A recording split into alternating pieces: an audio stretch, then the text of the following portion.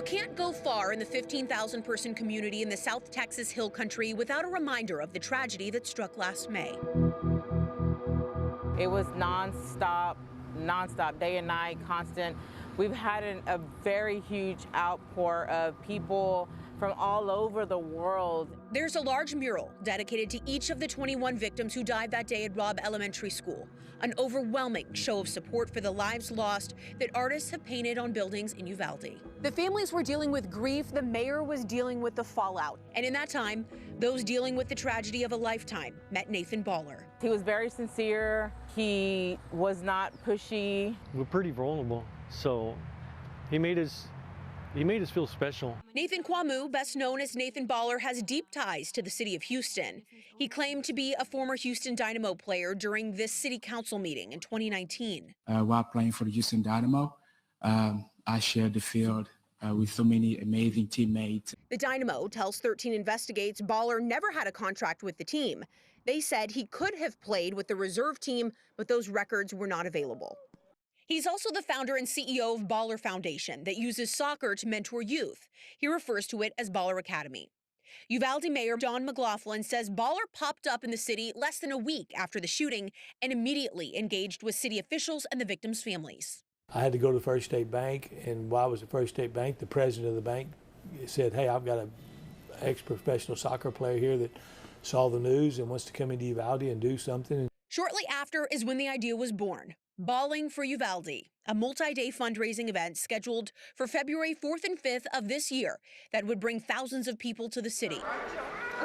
Baller seen here hosting a meeting with the 21 families pitching the idea.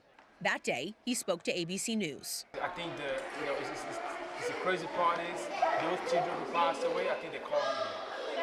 They really did. I had that moment with them. In an interview with ABC News, Baller boasted the possibility of big names for the headlining event, a charity concert. We're in contact with, Drake. We're talking, Justin Bieber's family. We're talking to Bad Bunny. Baller told grieving families in his pitch, seen here, that there would be a $13 million economic impact for the small community. And he says he thought the event would raise a minimum of $50 million.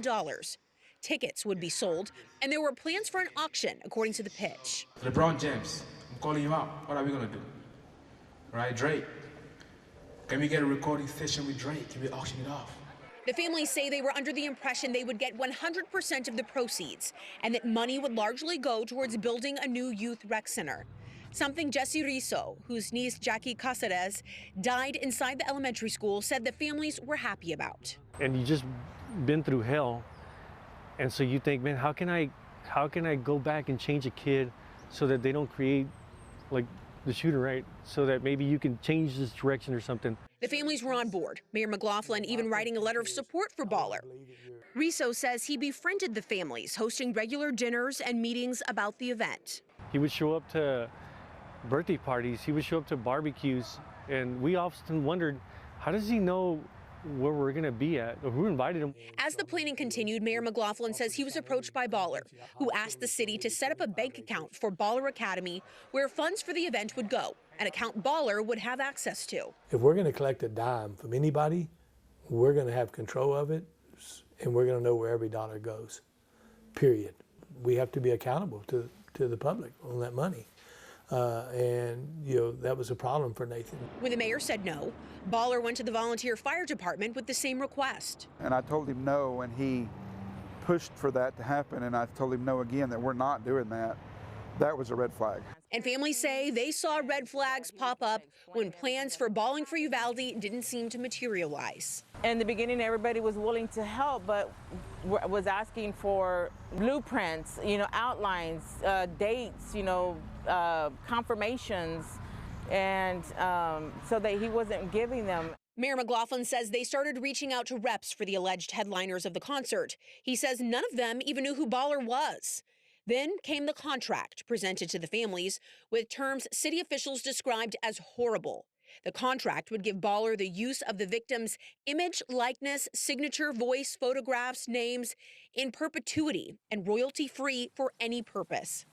Amarie Jo Garza's step-grandmother, Berlinda Ariola, says they ran it by lawyers and were cautioned not to sign it.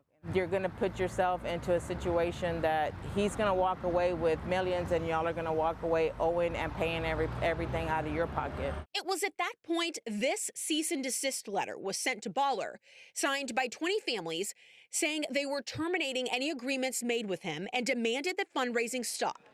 Riso says Baller continued to try to meet with the families who demanded answers about the event, and he never had them. A few weeks later, he just vanished. Riso says they never saw a penny of the money, although no one knows exactly how much was raised. Mayor McLaughlin says at one point Baller told him he sold 4,500 tickets. A spokesperson for the Uvalde County Fairplex, where Baller planned to hold the event, tells ABC 13 they never received full payment for use of the space and they canceled the event. You think there's any chance it's a misunderstanding? No, because if there was such a thing, then he would have came back. He would have reached out to at least one family member. We wanted to know why he hasn't, so we went looking for him to give him a chance to tell us his side of the story. 13 Investigates went to 5 locations where he's lived and worked, trying to track him down. Please leave your message. We called multiple phone numbers. We couldn't reach him. We did make contact with him on Instagram. He gave us an email address to reach him. We emailed several times. He never responded. Back in Uvalde, we asked everyone we spoke to what they made of the situation now looking back. I believe that he had good intentions and his thoughts were good, but again, he didn't fully think this through before he opened up the can of worms that he opened up. As I look back now, I think his intent was to do something for this community, but it was also to build his name. I think he had a beer budget with champagne taste. Riso says this feels like yet another form of betrayal. We've been betrayed by law enforcement, some of them. Been betrayed by the lack of honesty, the lack of transparency from the school district. Betrayal after betrayal after betrayal. And then you have Mr. Baller coming in with a little bit more betrayal at a different level, because now it compounds to the emotional state, you know, and so yeah, it's tough.